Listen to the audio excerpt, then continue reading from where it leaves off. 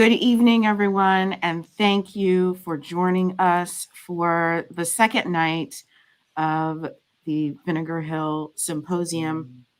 This evening, we are having a panel discussion. Jordy Yager is joining us again from last night, and we have added a few dignitaries to the lineup. And right now, I am going to bring up our panel and turn it over to Dr. Douglas. Hi, everyone. Thank you all for joining us. Can you all hear me at all? Mm-hmm. Yeah, you sound great. All right, I'm completely frozen again, but we're just going to go with that. So I'm Andrea DOuglas, and I'm the Executive Director of the Jefferson School African American Heritage Center. And I'd like to welcome all of you to our presentation tonight. I'm very excited to be talking to you. Some of you will think, gosh, she's always excited. But I really love my job, and I love the people that I work with, and I love the ideas that we consider. I'm particularly excited that this year we are working through Seville Players Guild on a series that really links our past to our present. It allows us to engage with the tradition of elocution that we heard about in 1875 when Felina Karkin described what she asked her students to do, to the tradition of the drama club school in the 1930s and 40s, and then to the original Seville Players Guild from the 1950s. And when Leslie Scott Jones and I first met and came together to create this, there was only one member of the Seville Players Guild left in Charlottesville, and that was Mary Anderson at the time. And we asked her if she would allow us to use the name and would give us her blessing on carrying on the tradition. And I think the set of works that we are, the work that we're going to see tomorrow and the conversations that we're going to have place us in good stead in terms of carrying on that tradition. And so I am very pleased to welcome our guest speakers tonight for that reason. So first, let me begin with Rochelle Claiborne, who is a native Charlottesvillian, and she has performed up and down the East Coast, singing everything from jazz to metal to her own blend of original tunes and spoken word poetry, aptly named The Richelle Show. She attended Charlottesville High School, as I said, and grew up in Charlottesville. So we'll be happy to hear from her about her reminiscence about living here. Then also to introduce Jamal Garrison-Lowe, who's also born in Charlottesville, attended the prestigious acting conservatory, the American Academy of Dramatic Arts in New York City. And in 2013, Jamal was cast by Alejandro Iñárritu in his Academy Award film Birdman, or The Unexpected Virtue of Ignorance. We also have Jordy Yager, who is with us at the Heritage Center as our Digital Humanities Fellow, who has been doing extensive work on Vinegar Hill. Most recently, you heard from him last night. And I've saved the best for last. I'm glad I'm frozen because I can say these things and none of you all will raise an eyebrow at me. Yeah, I want to be frozen, Dr. Douglas. Teresa Dowell-Vest, who is the founder of Diva Blue Productions and Publications and is a professor of film and TV production at Prairie View A&M University. In 2015, Teresa was a visiting professor for the Carter G. Woodson Institute for African American and African Studies at the University of Virginia. Her course there was entitled From the Drinking Gourd to #Black Twitter, Social Communication for Social Change. Ms. Teresa is a 3-time Jeffrey Award winner from the Santa Monica Theater Guild, winning in directing, and an NAACP Award nominee. She currently resides in Houston with her wife, Michelle, and their dogs, Ollie and Augie. Augie is a very popular name these days. She's the author of Death of Cliff Huxtable, Passage Home, and Genesis, Series 1, New American Superheroes, and the play that we will be considering today, and having the pleasure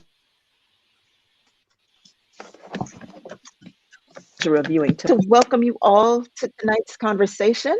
I'm looking forward to it. Dr. William Harris. Bill Harris, please. Bill Harris, please. Bill Harris, you're here. I did not connect that you were with us. I'm sorry. How are you, Dr. Harris? Good to have you here. He is a UVA graduate who taught at the architecture school and was the first dean of African American affairs, later becoming the planning commissioner for the city of Charlottesville. So let's get. But I am not a graduate of the University of Virginia. I'm a Howardite. Howardite. Oh, good Lord. How could I make such a mistake? Thank you for correcting that. I appreciate it. Especially these days, we don't want to make these mistakes. That's right. Okay, so let's get started, because I know that there probably will be many questions after we've engaged in our conversation. And I want to tell our viewers that around about 6:40 or so is when we will open the floor for questions. But I'm going to start by asking Dr. Harris this question. And we know that businesses on the Hill generated millions of dollars. What do you think would have been the difference in how the city continued to evolve if Vinegar Hill had not been destroyed? Well, it's difficult to make such projections even looking back. However, there was, with the coming of the 1960s, I think what would have occurred is a growth in African-American owned businesses, both in size and dollar volume of income. I think by the year 2000, 40 years later, there would have in fact been redevelopment along that community route, those community routes, but they would have been in the hands of the promising businesses owned by African Americans. Yeah. Well, that's a good segue for our next question. Jordy, as the person who's looked through records of Black land ownership during this period, what can you tell us about how the declaration of eminent domain affected the residents and landowners? Sure. The eminent domain mechanism is one of the most tenacious and widely used in terms of when it comes to taking of land. And one of the first instances that I've been able to really pinpoint and come across is McKee Row, which by the year 1900 is a majority Black block, and it's located right next to our courthouse and Court Square in the middle of just north of downtown Charlottesville. And it's it's got a variety of home ownership, but it's largely rentership that is predominantly Black there. And by 1918, there are moves afoot to seize all of that land through just compensation and turn it into the park that it is now. So putting that statue of Stonewall Jackson there was, in its initial conception, where a Black neighborhood once was. So that all finds its root in the Fifth Amendment, in what's called the Takings Clause.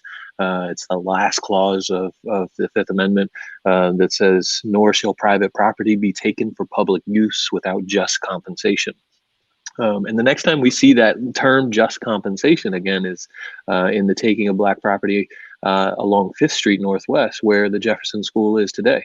And so this was an attempt to build out and expand the Jefferson School to meet the community's needs of a 4-year high school, something the community had been asking for many decades at that point.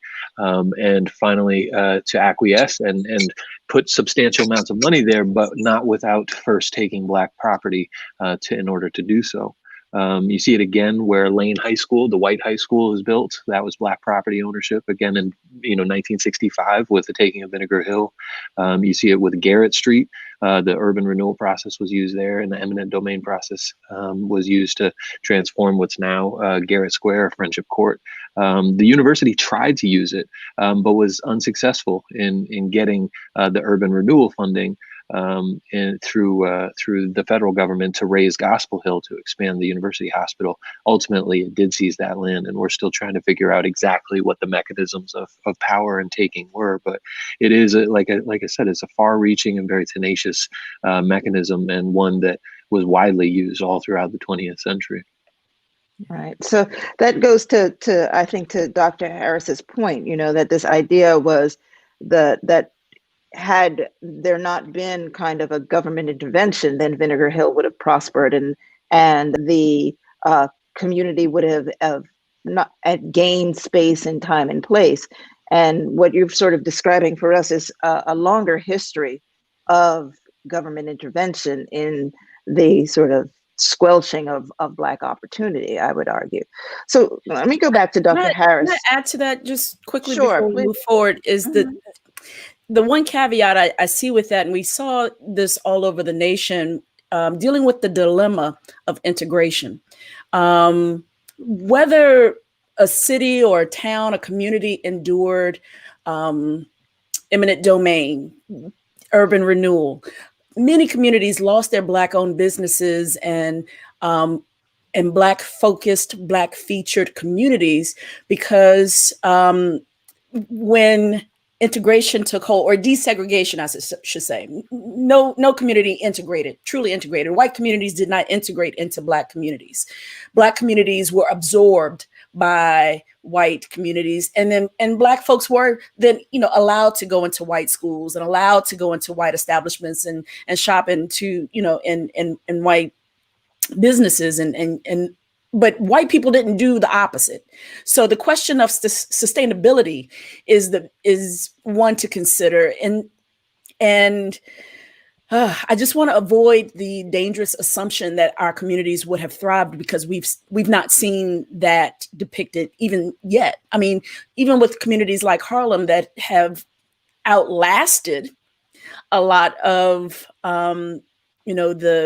the downfall or the closing of Black communities. Look at it now. I mean, if you're in New York, you go every 3 blocks, there's a Starbucks, and the community is not affordable by the people who generationally had lived there. So I think one thing that we're looking at with Charlottesville in general, with Vinegar Hill in particular, and the revisiting of this story and this narrative and this history, is that it is constantly recycling itself.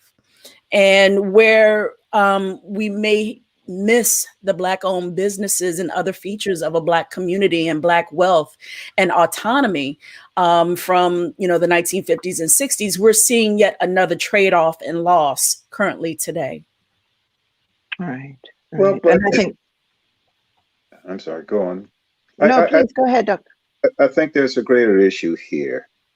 Eminent domain was certainly a tool that was applied, but that application came considerably after public policy permitted. As early as FDR in the New Deal said, look, we're going to permit new housing development, and that's a public policy. Please give me an opportunity to speak the difference between public policy and implementation of that policy. In fact, there's an excellent reading by Richard Rothstein entitled The Color of Law. And even as late as Truman and Hubert Humphrey in the Housing Act of 1949, the deal was sealed to preserve segregation in public housing. Mm. The primary purpose of public housing, at least as articulated, was not to find decent housing, safe, decent housing for people who didn't have it, nor was it even primarily designed to make certain that people who wanted to do better could. The primary purpose of public housing was to make way for economic development downtown in all of America's downtowns. Mm-hmm. And that is what occurred. By 1963 in Charlottesville, the public housing had in fact been allowed by HUD. CHRA by 1964 was under construction, building homes. And the first one completed, of course, was the 126 units at West Haven. So you see, as early as the early 1930s, already white folk had in their minds what should occur. This business of clearing for blighted, unseemly housing, that didn't have a hell of a lot to do with what motivated the construction of public housing. Yeah, and I wanted to just sort of add to that as well, because as you begin to sort of chart where the African American community exists in Charlottesville, that sort of that 1 mile radius that we sort of point to, all of those within that radius are all the places of eminent domain that Jordy had described. And the question is, I think, what would have happened if those lands had remained in Black hands?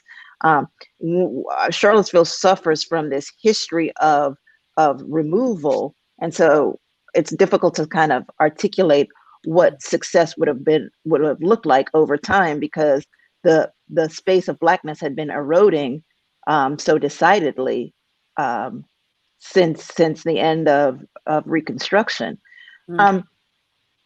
But Dr. Harris, going back a little bit to what you were talking about, having been a planning commissioner in Charlottesville, how would you describe your experience as commissioner and watching what had occurred during your tenure in the Black community?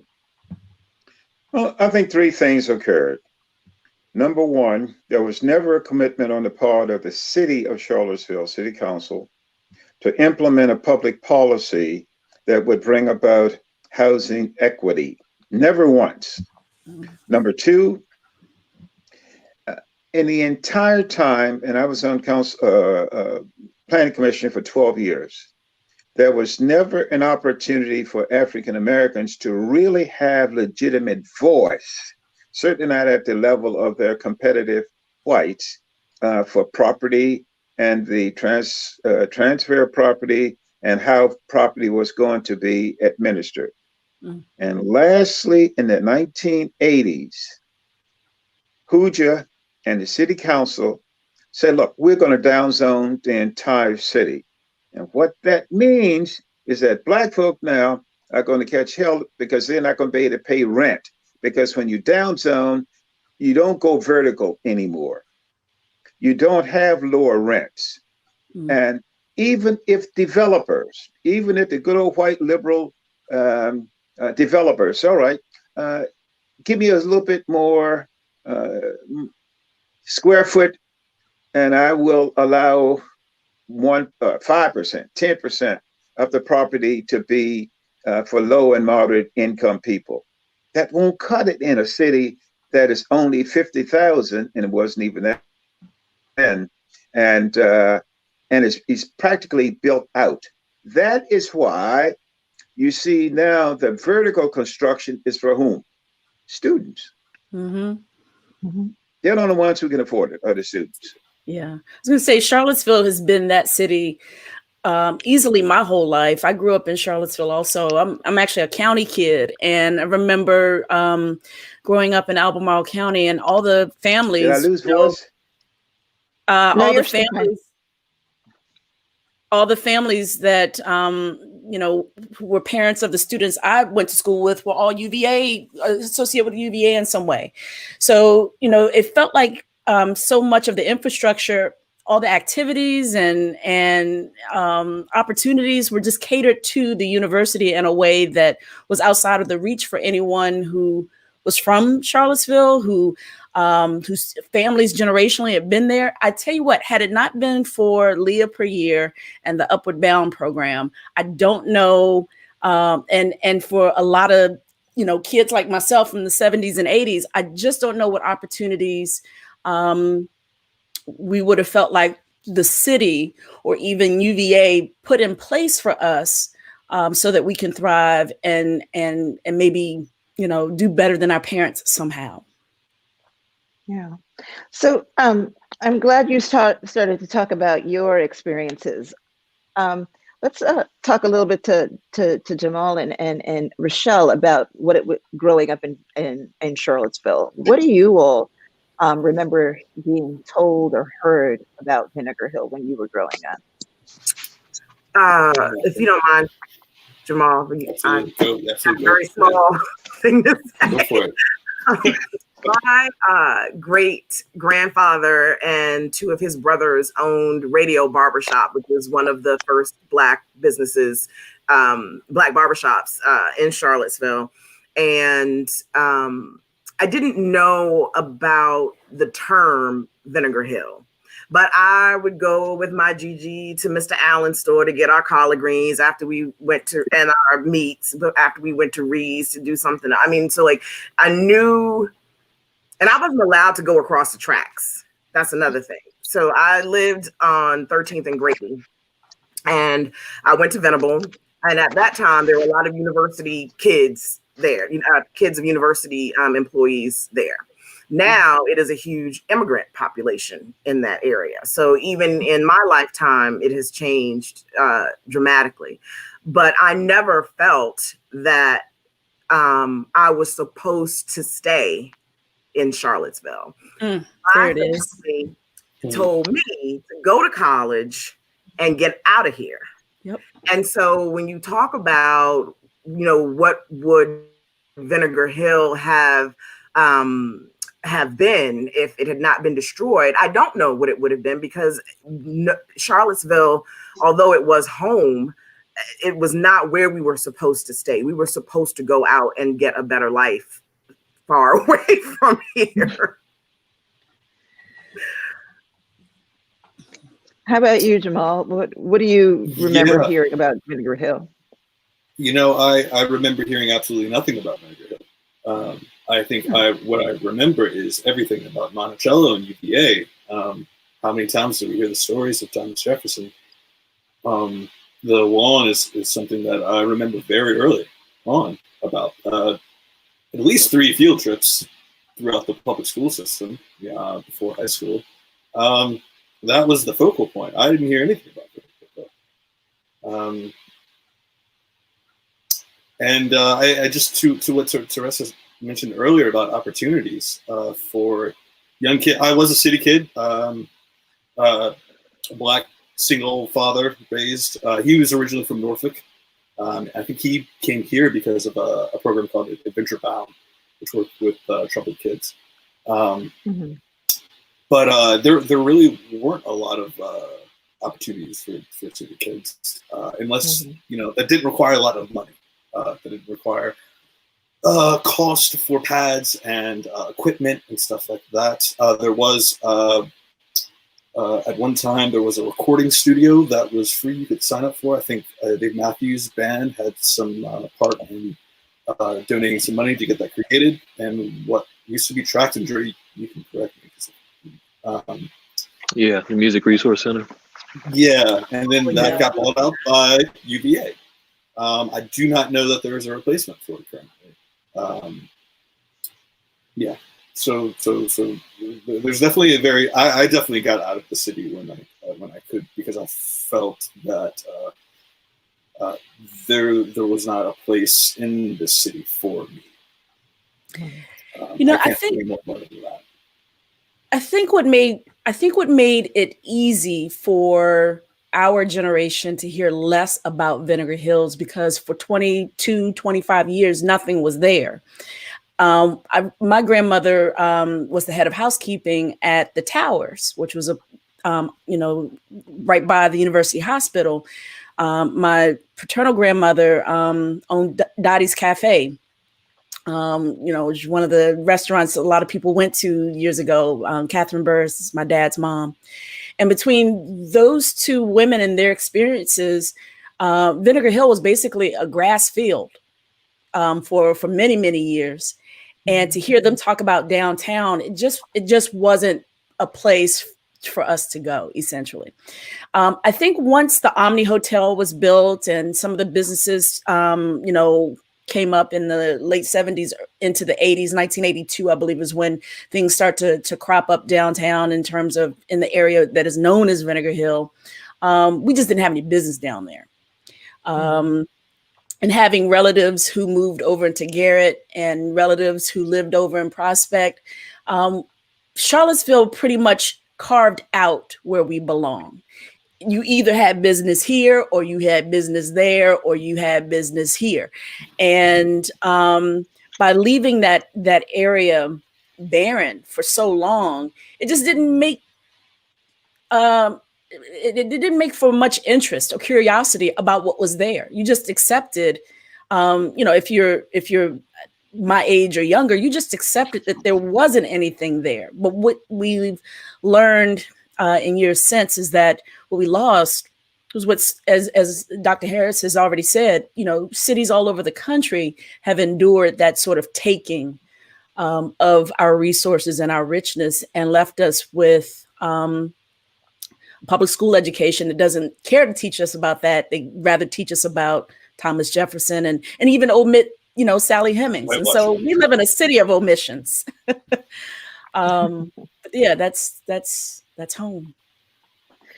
Well, you all are doing my work for me because, Teresa, so why did you write the play? What drove you to write Vinegar Hill? Sure.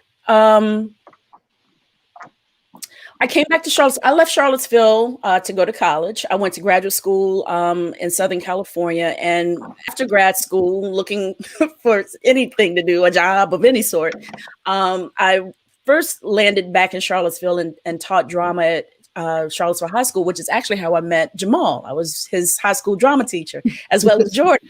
Oh my gosh. It's like a high school reunion here. And in that time, I applied for a position at the university through the Virginia Foundation for the Humanities and became the first program director for the African American Heritage Program for the Commonwealth. It was a statewide program in partnership with the Virginia Tourism Commission. And the idea there was to travel the state, gather oral histories, gather artifacts of days long ago when it related to African and African American history throughout Virginia. And I danced all around Charlottesville. And then finally someone said, "Oh, you should talk to Mother McGinnis." And I'd heard of Mother McGinnis my whole life, but I didn't know who Rebecca McGinnis was in person. I knew of her. She was a celebrity, a Black celebrity in Charlottesville. Mm-hmm.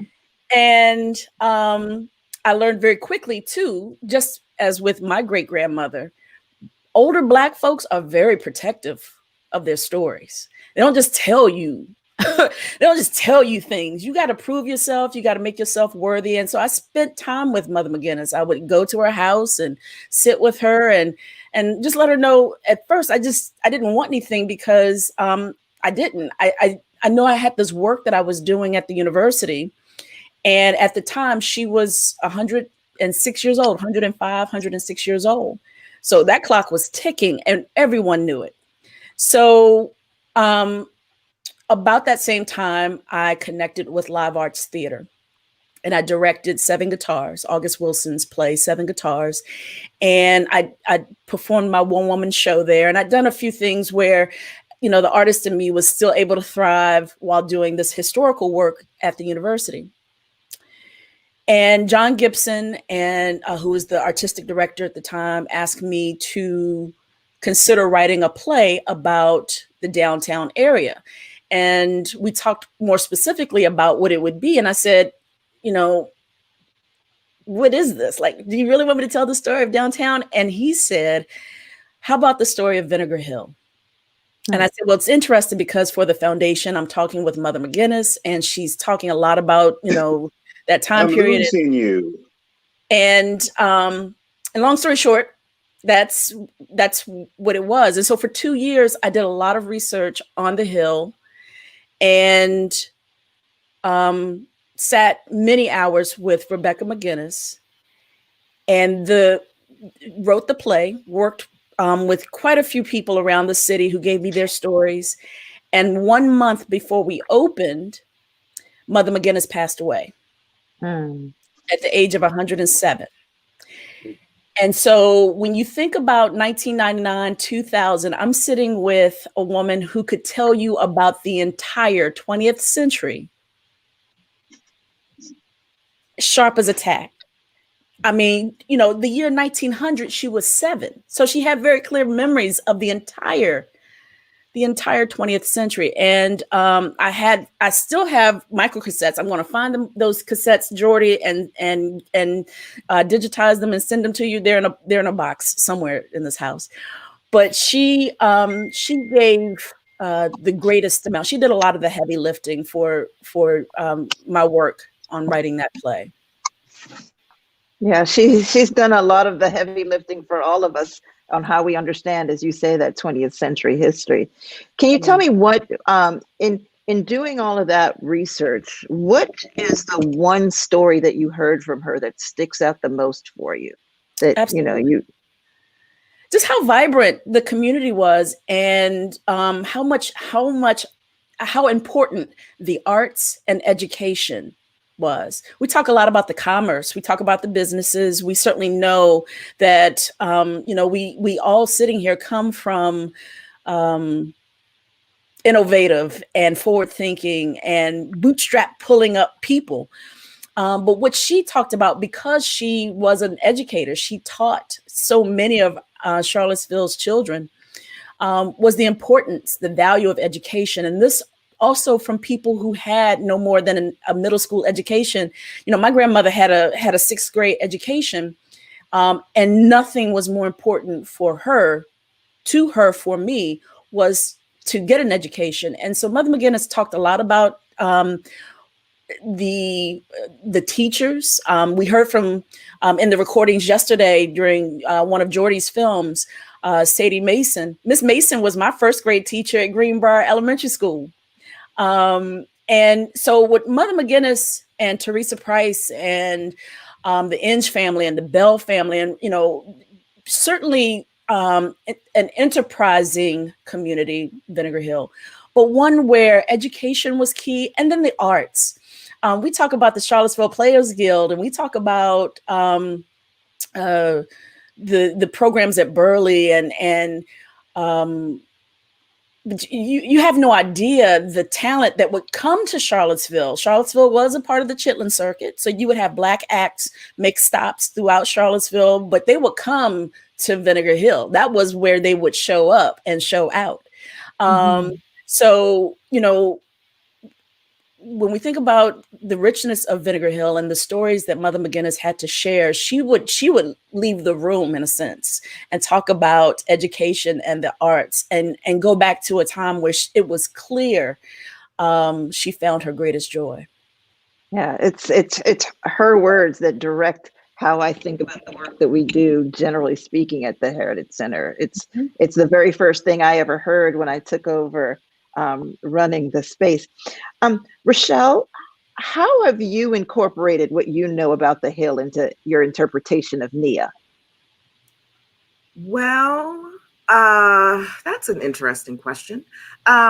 This play is so special to me for so many reasons. Number one, Teresa wrote it, so she's very near and dear to my heart and my twin, which is a funny story that we can't tell you on the air. But the interesting thing is that my daughter is playing in this play with me, and she plays my mother, who has come back in the form of a child. And being able to sit with her and go over the script and talk to her about a lot of the landmarks and the things that are happening in the play, and then be able to share some of our family history with that. Just makes it even more personal. And I don't know, I just feel such a tremendous amount of gratitude to be able to not only share the past, but act it out in the present and deliver it to the future. That's wonderful. So well, here's a kind of a thorny question, but I want to ask it anyway. And it's a question for all of you. Does the city have any responsibility to the former residents and their descendants, the former residents of Vinegar Hill and their descendants?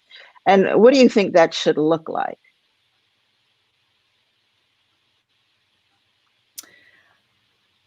Ooh, well, there's a question. I think there has to be some accountability for moving people into project housing without the support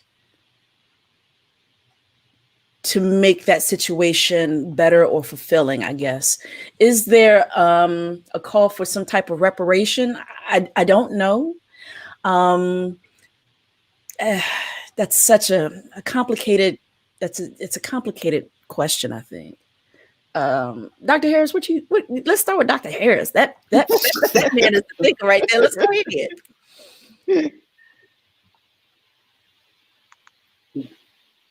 The simple and not oversimplified response about to the descendants of those people most greatly exploited, the answer is yes.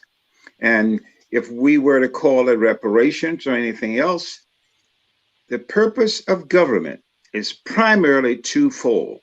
One, to maintain stability in a community, and the other is to care for its citizens.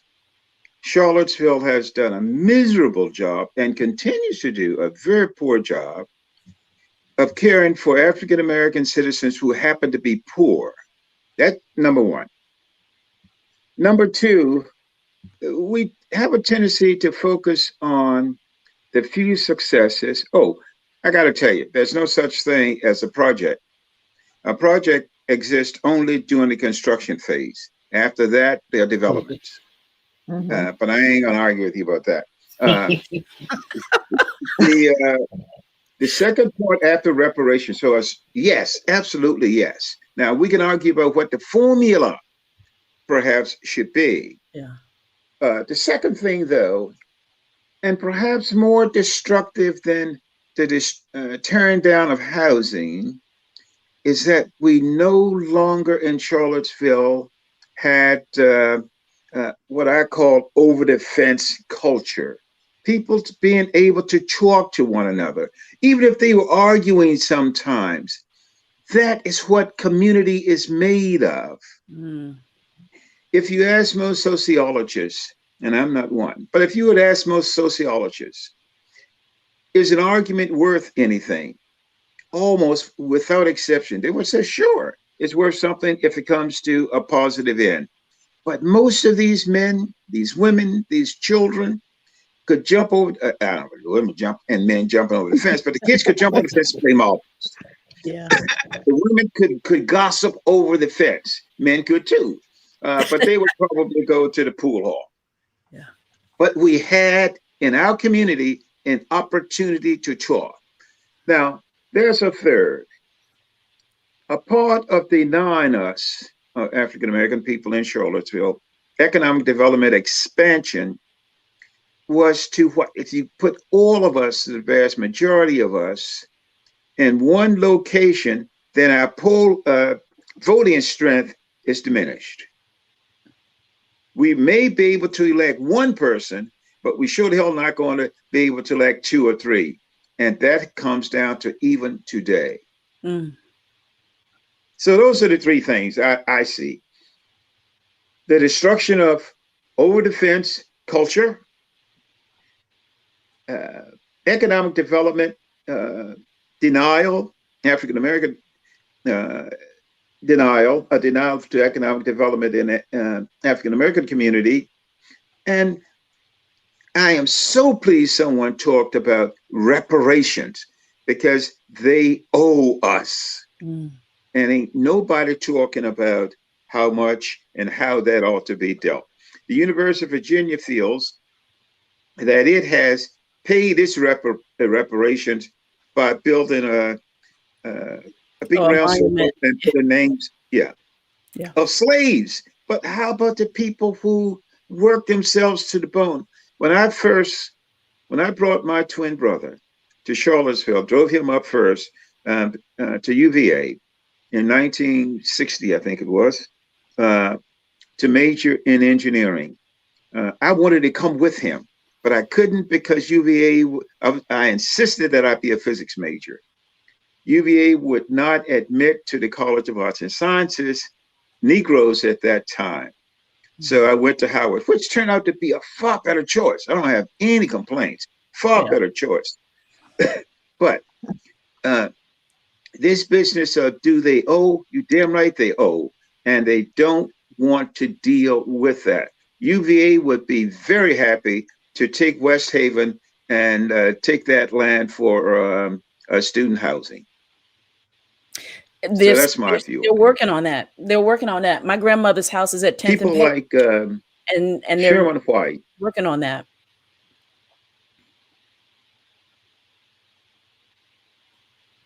Oh, I think is he frozen? Am I frozen? I can't tell anymore. I know we're all frozen. There we go. I'm sorry. We lost you for a minute.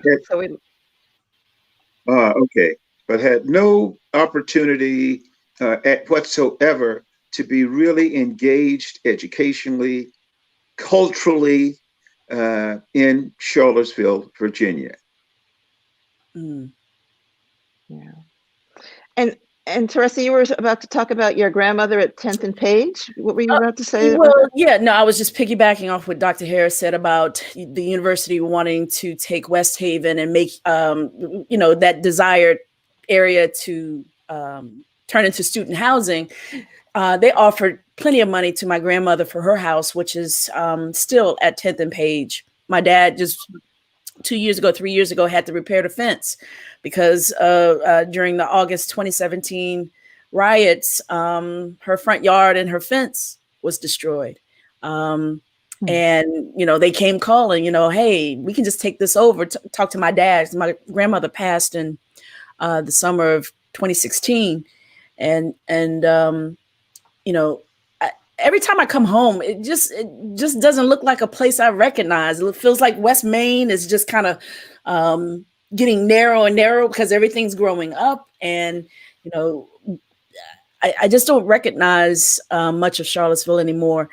But as Dr. Harris was talking about the power of our vote by putting all of us in these pockets, in these very particular areas of Charlottesville, and then by that diluting our voting prowess is an amazing tactic that I'd never considered. If I ever decide to rewrite Vinegar Hill, I think that has to be a focal point, because you can bet your bottom dollar things like eminent domain and even some of the conversations around growth and sprawl and economic development was even today look incredibly different.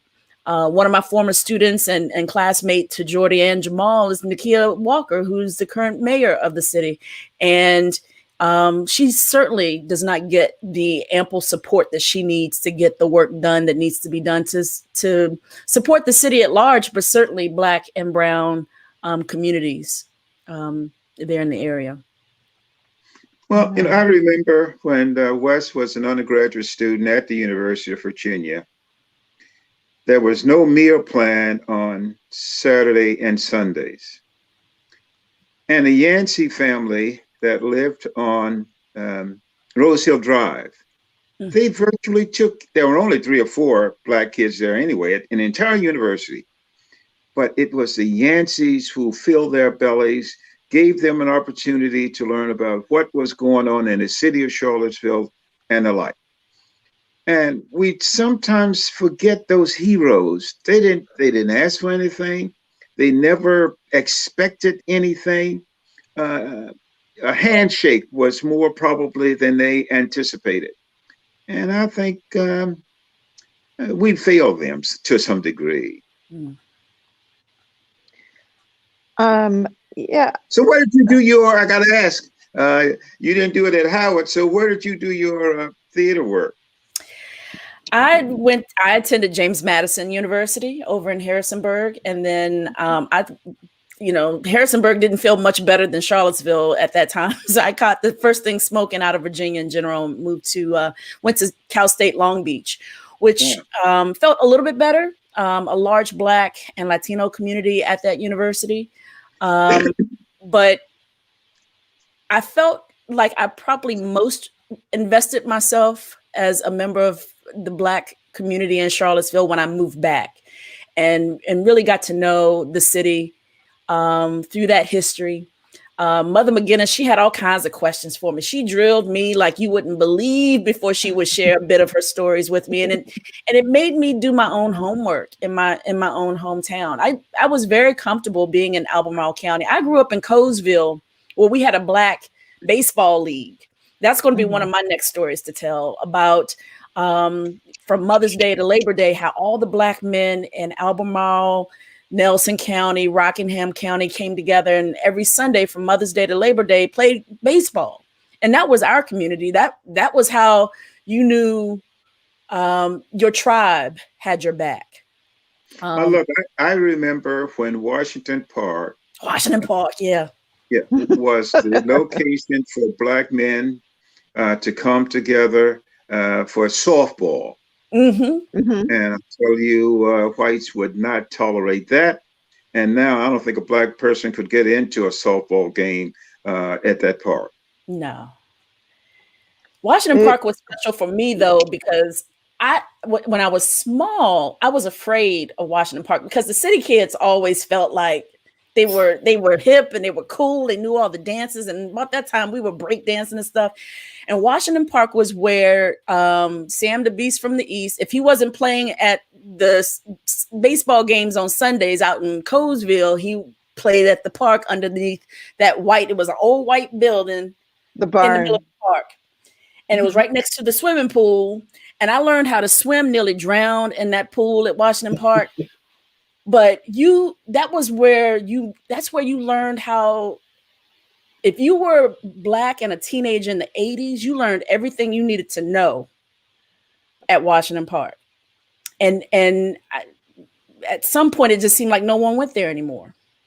Again, part of that sort of like moving people out. And now, Darnell Walker puts together a campaign every year to raise money so that young Black kids can get a swimming pass, because it was 35 cents to go swimming when I was a kid. Then it jumped up one summer to 75 cents. And that seemed like it was big. That was like a huge jump. Now it's like, what is it? He does these major campaigns to raise money because now it's like $30 for a summer pass. Yeah. That's a direct hit towards young Black kids who would find their summer reprieve at Washington Park. Yeah. Well, Teresa, I'm looking at some of the questions. There's one from Kenneth Martin that are you all hearing me? Yeah. Okay. Kenneth Martin. Yep. Now I'm looking at my screen that's frozen, my cell phone that is now frozen, and so I can't tell if I'm talking or not. Okay, but you're good. You're good.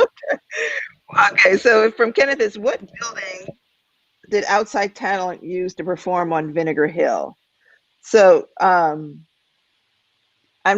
then there's another part of it where he's talking about Giovanni's art group of Capitol Hill, and I'm not sure where the connection is, but do you know about outside talent that in Vinegar Hill? Sure. So a lot of times they would come to the Jefferson School, or they would come to Burley, but by and large, well, depending on the size of the gathering, they would come to people's houses. It would almost feel like someone was hosting a sit down or an intimate gathering. They would rotate people coming to their houses, but for the most part, they would come to the schools that housed, the Black students. They would come to their auditoriums and what have you. There's an interesting part of Virginia history that also impacts this time period was massive resistance. After Brown versus Board of Education was mandated that, schools were integrated, and governor at the time desegregated. Right. And at the time, again, to be very clear about the distinction between integration and desegregation, Governor Lindsey Almond at the time said, I would rather all the schools be closed than any of these kids go to school with one another. And so at varying stages, the schools throughout the entire Commonwealth were closed because the administration would rather the schools be closed than have the children learn together. Charlottesville, then we see this uptick in private schools opening, St. Anne's and Tab and all these private schools start to open up because, white kids were going to get their education come hell or high water. You have some counties that did open back up, went on and defied the mandate of massive resistance. And then you have schools that stayed closed, school systems that stayed closed for over a decade. Fairfax County in particular has one of the highest number of private schools per capita because public schools off and on for 12 years did not integrate or allow Black and white school kids to go to school together. And so what Charlottesville did was Black kids were educated in private homes. Mother McGinnis, was one of those people who had a collective of kids sitting in her living room, and entertainers would then come into town and, share that same space. Mm-hmm. Charlottesville was really unique in that our recent ancestors, kept solving problems and innovative and in ways that really forged community. It's interesting because last night watching Jordy and Lorenzo present their work, I forget who it was who knew people's addresses, knew their phone numbers. And I'm sitting here going, I couldn't tell you my mother's phone number now if I tried because everything's saved in my smartphone. But that's what happened during that time period. People, it goes back to what Dr. Harris said. You got to know your community, and the performance. The people who came into town went to the community and went to their direct homes to provide, whatever entertainment and shared community much more directly than in some of the larger establishments. Yeah. So this is a question for the actors amongst us. Listening to what Teresa's just described to you in terms of Charlottesville social culture, how are you trying to bring that to the fore to your audience? How are you trying to make that tangible and palatable for your audience? What do you want to do? I think there's a strong Black community. It's just not centralized. So it's not, personally speaking, just for me personally, it's not a stretch to feel and know what that feels like. It's just not. It's something that I think it's really unfortunate for Charlottesville that it's it's lacking to be in the forefront. I mean, I think my experience here as a townie, when I was growing up, you were either from, the university side of town or the other side of town, or somewhere along that whole 10th and Page, area. And now what I see is that we are very much spread out. We are very much decentralized. And we also don't share in a lot of the same community events that I remember as a child. It wasn't just going to church. It was like Teresa was talking about the baseball games, and there were block parties. that nobody paid a permit for. When people had family reunions. I've seen a decrease in those over the years as well. So this play and what I try to bring to Nia is actually me just tapping into myself as a teenager and kind of reliving that time period when I did walk over to Washington Park, even when I wasn't supposed to. All kinds of teenage trouble. And I did walk up to Main Street and go to W&W and get something, right? Like there were all of these things that we as teenagers did that was very common. And it's like we were walking in our ancestors' footsteps because they had done it too. My great-great-grandfather worked at C&O Railroad. And so I know he walked to work. And so me walking to the train station or walking to First Baptist Church to go to church on Sundays, I was walking in the steps of my great-great-grandfather. So I think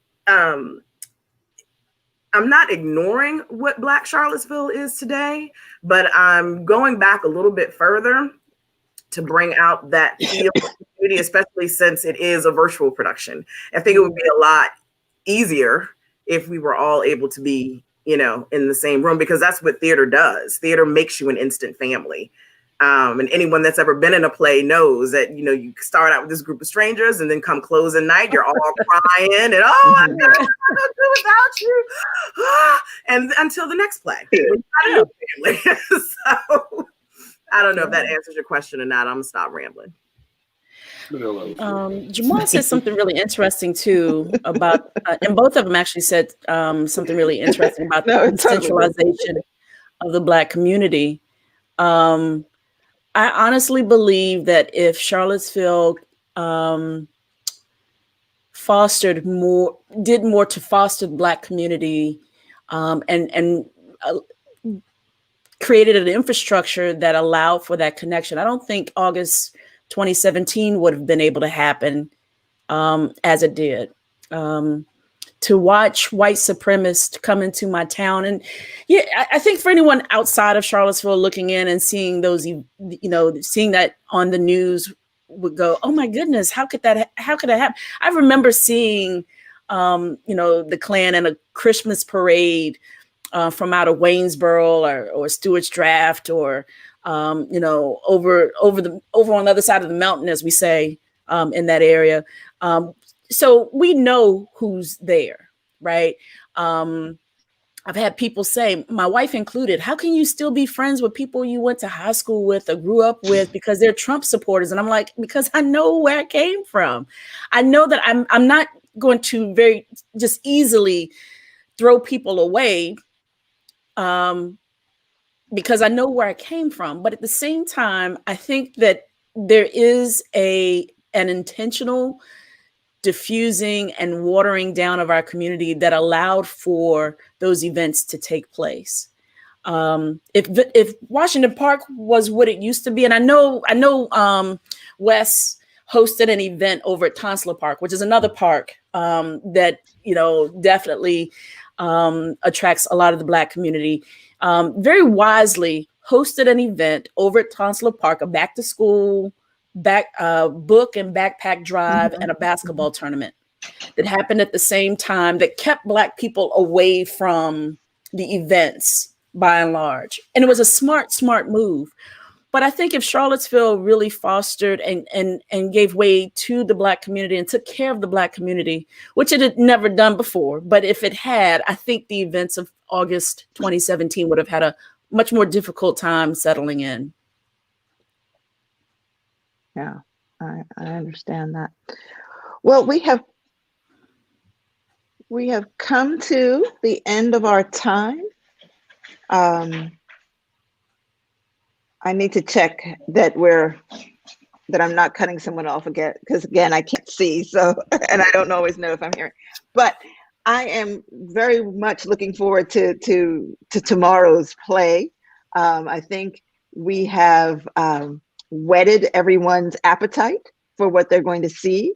And so I thank all of you very much for joining us this evening and giving us this bit of information and a little taste of the background that we need in order to understand what we're seeing on screen.